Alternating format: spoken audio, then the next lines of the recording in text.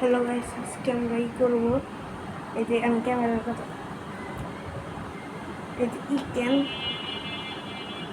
এই ক্যামেরাটা অনেক বছর হয়েছে ভাই, প্রায় 12 বছর হয়েছে, এরকম হইতে পারে, কিন্তু আমরা চালাই না।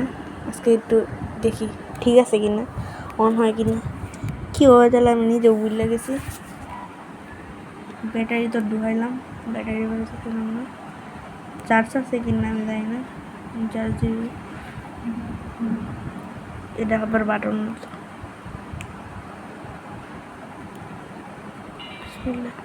কি শব্দ এলো? এ ভাই কি শব্দ এলো? নো কাট, আমি কাট ছাড়া চালাম, সমস্যা কি?